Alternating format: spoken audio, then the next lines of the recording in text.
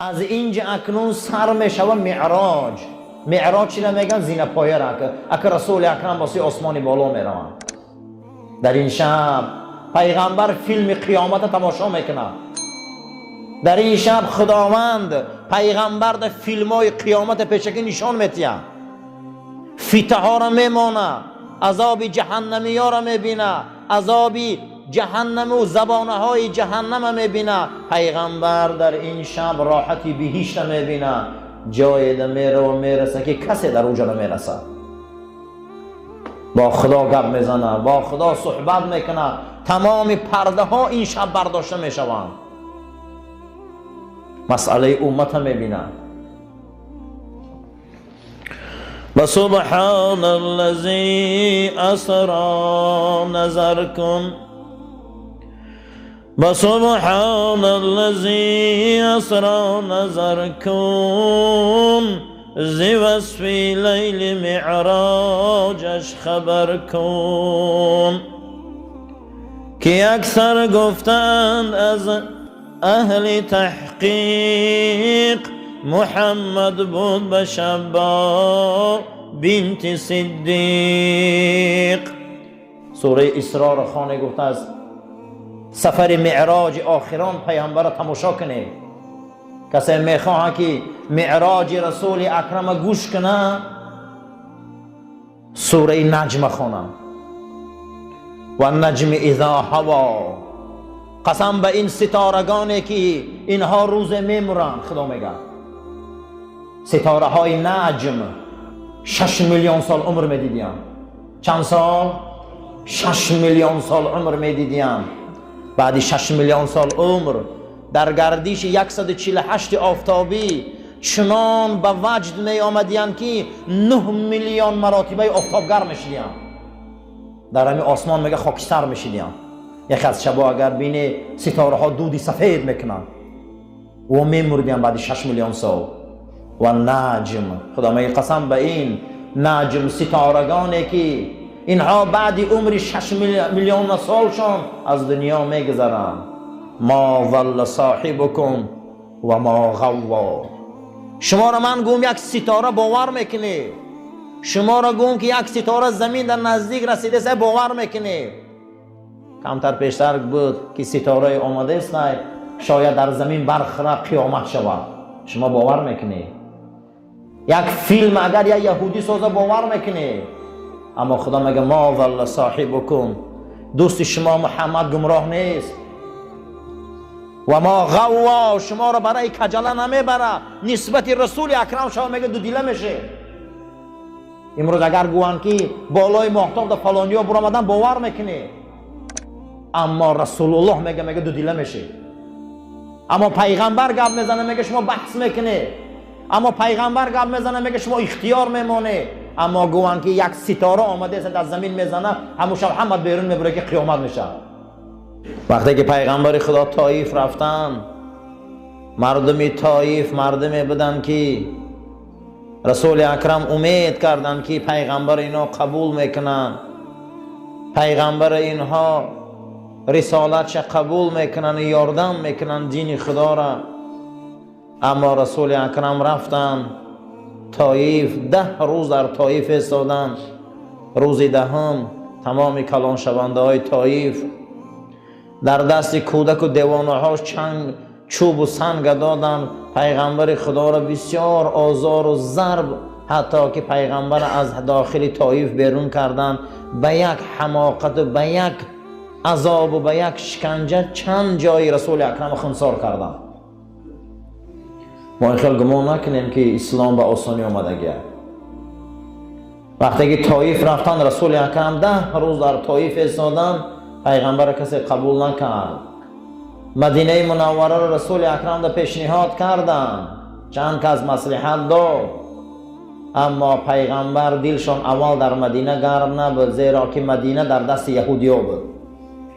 گو من در بین قوم میرم، الان و مردم نیرنگن و مردم اهل مقصد بسیار حیله‌گرن، وقتی اونا کار کردن قینده. پیغمبر نیتشان آرزوشان طایف بود، اما طایف رفتن به جایی که اونها دستگیری کنن. به جای پیغمبر را قبول کنند، پیغمبر را به چوب و سنگ زده از طایف بیرون کردند. وقتی که در راه می آمد همین گونه زیق از طایف بیرون شدن، خداوند، حدیث امام طبرانی روایت میکنه، خداوند تمام ابرهای آسمان و ملائکش امر کرد که ابرها را جمع کنند از طایف تا مکه چند قدر راه است. میگه تمام ابرها را ملائکه ها جمع کردن بالای سر رسول اکرم آوردن که پیغمبر گرمی عذاب نکشند. وقتی که از طایف پیامبر اکرم میبر آمدن، بسیار پیامبر در طایف غم دادن. انا همون قدر رحم میگه در داخل سایه ابر بود، میگه با وجود که آفتاب تافته استن، حتی که خدا ملائکه های کوه آن روز پیش رسول اکرم آورد که ملائکه های کوه گفتن اگر اجازت باشه ما رو فرمانت دعات کوه ها رو در بالای طایف چپا میکنیم، اما رسول اکرم دعا نکردن. پیغمبر طرف خدا شکایت کردن، آن روز طرف خدا دعا کردن، عرض کردن که این چی روزی هست که من به این انسانهای صفی و احمق و بپدر گرفتار میکنی پروردگار؟ اینو کیا هم راه دین نمینن؟ بعد حادثه طایف که پیامبر بسیار غم دادن، شب پیامبر بعضی ها میگن در حجر اطراف حتیم خواب بودن، بعضی ها میگن در خانه عمشان خواب بودن که در همون نزدیکی بود. شب آرام خواب بودن که صدای آشنای فهمیدن، صدای آشنای را شنیدن که السلام علیک یا رسول الله.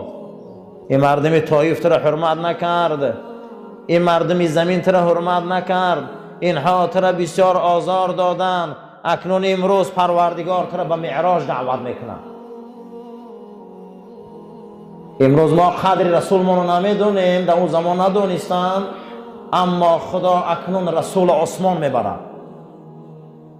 مردم طایف به سنگ چوب میزنه، اکنون ملائکه های مقرب درگاه خدمت رسول اکرم میبیاین. هیچ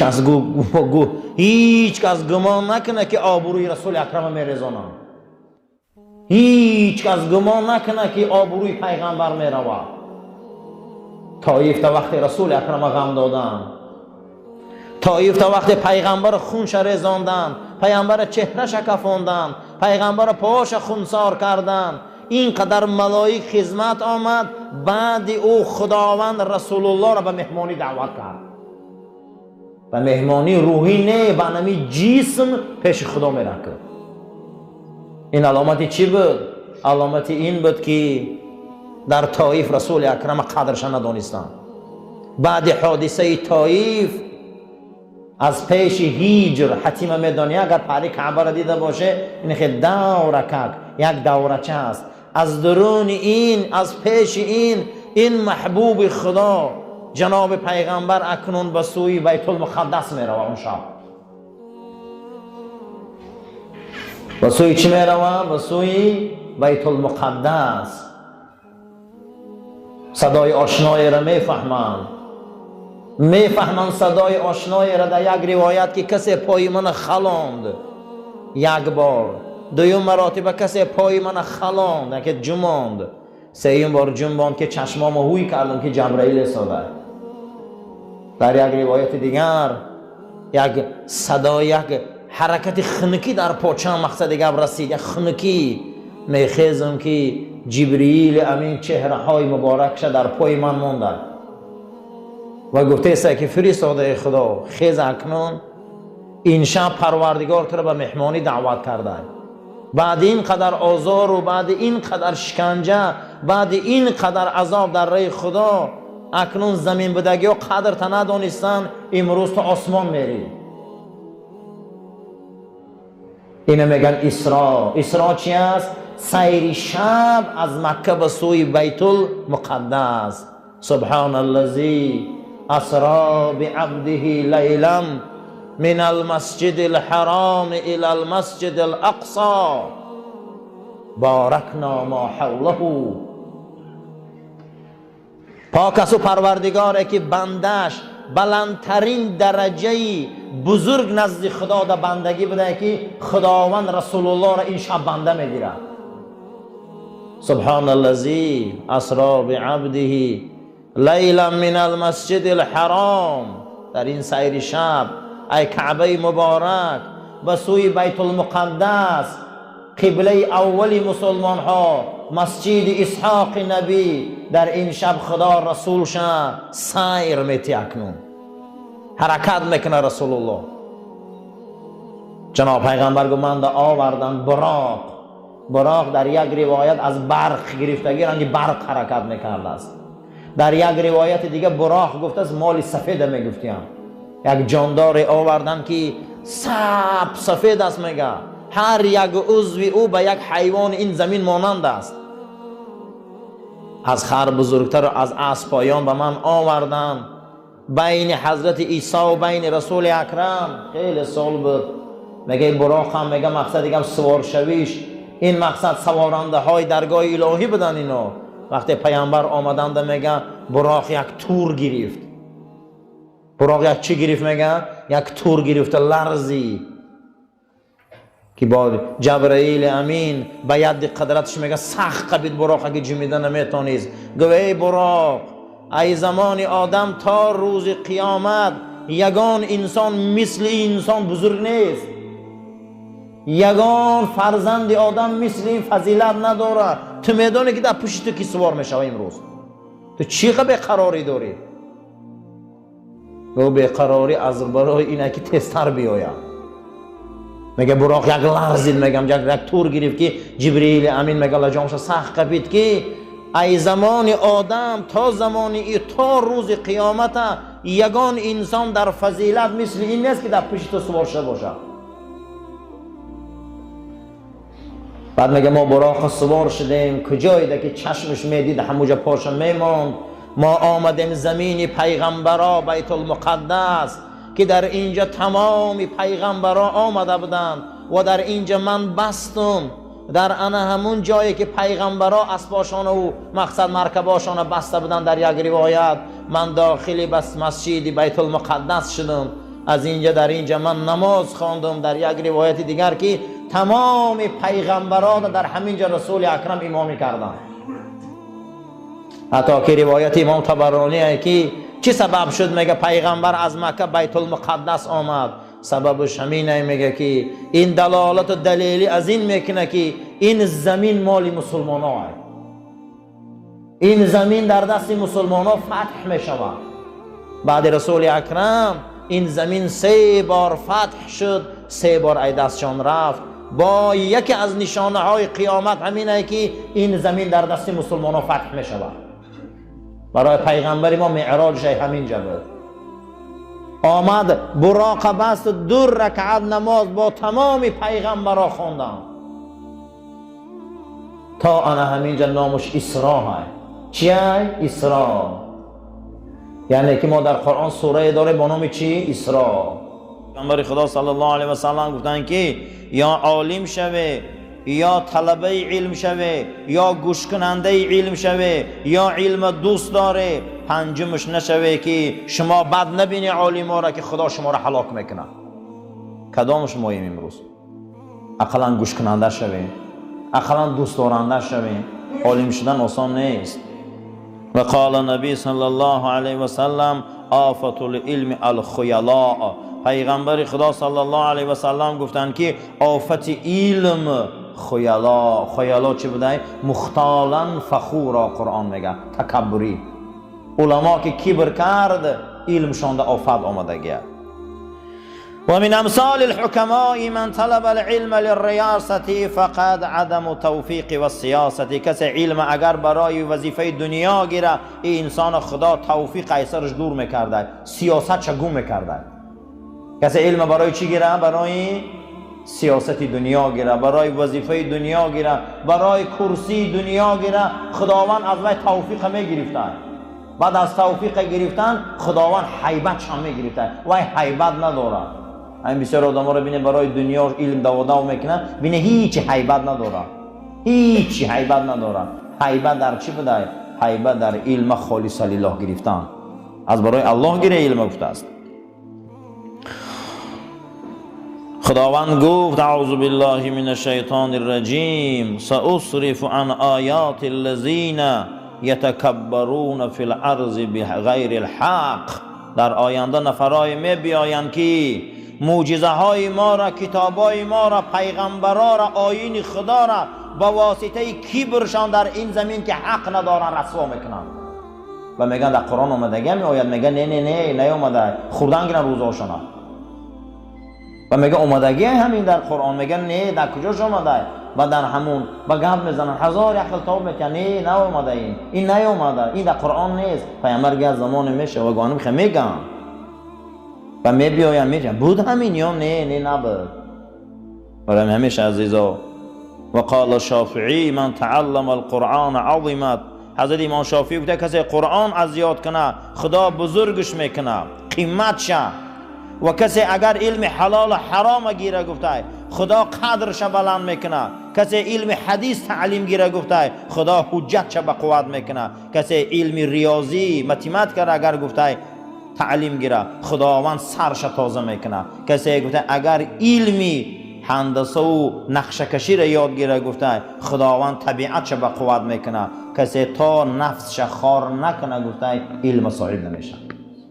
عزیز همه علم درست بوده، متیماتیکش هم خونه، هندسه‌ش هم خونه. متیماتیک فکر آدم چقدر تازه میکنه.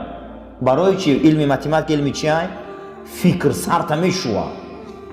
علم گفته همش گیره گفته برایش ما فایده تا خار نشوی گفته در نفست تو علم صاحب نمیشی. پیغمبر گفت بهترین مردم مسلمان های عالم هستند که وقتی برای اونها محتاج شوی پیشان بیای فایده میگیری.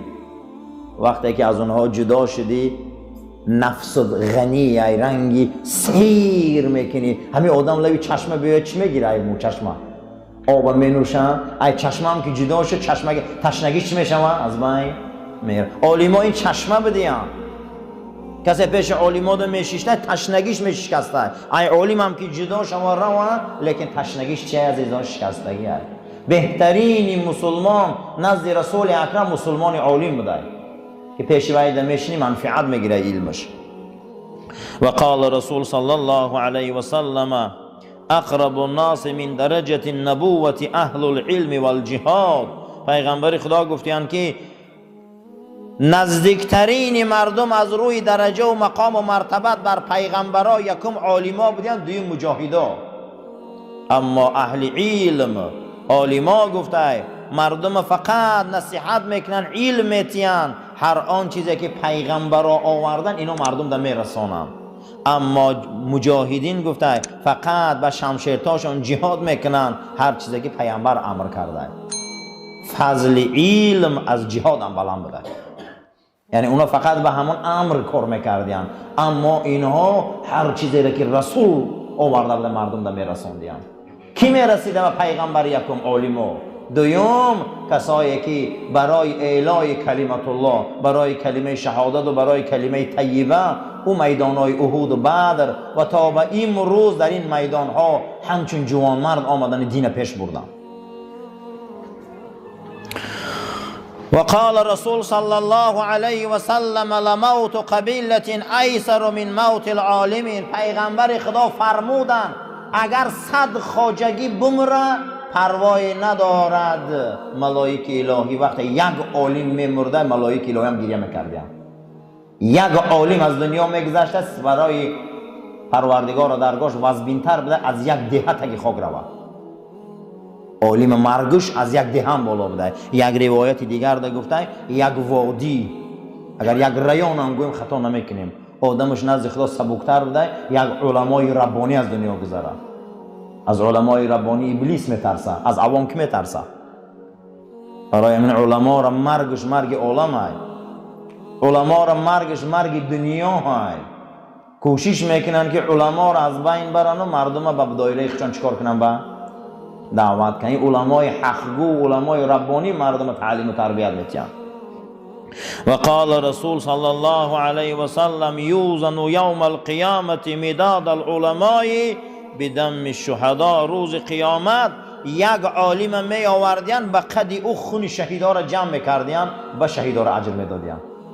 یعنی یک عالم قدش اگر 2 متر باشن 2 متر خونی شهید می آوردن با برآورد یک عالم شده.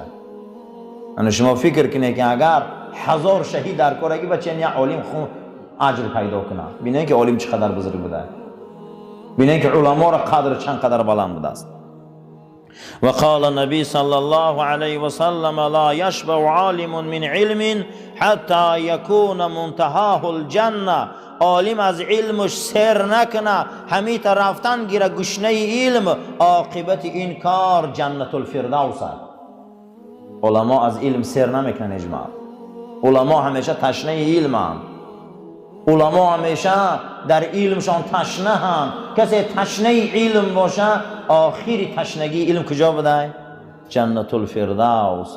رسول اکرم صلی الله علیه و سلم فرمودند که فقط از خدا جنت الفردوس طلب کنه. جنت الفردوس جاش علما بودند، جای علما همونجا بوده است. و قال النبی صلی الله علیه و سلم هلاك امتی فی شیئین ترک العلم و جمع المال و جمع المال. جناب پیغمبر فرمودند که هلاک امتی من در 2 چیز است. یکم علم ترک کنن و محبت در مال دنیا کنن. 2 چیز امتی رسول اکرم شکست میداده. یکم چی؟ ترکی علم، دوم جمع کردن مال دنیا. همین 2 چیز امتی پیغمبر اگر مهر میبستن و شکست خوردگی است. برای همین عزیزا خانه علم خوب گیره، علم آموزه تا مردن علم آموزه. از هم دشمن یکم اسلام و مسلمان این مسلمان جاهل است. تمام دنیا را این مسلمان جاهل رسوا میکنه.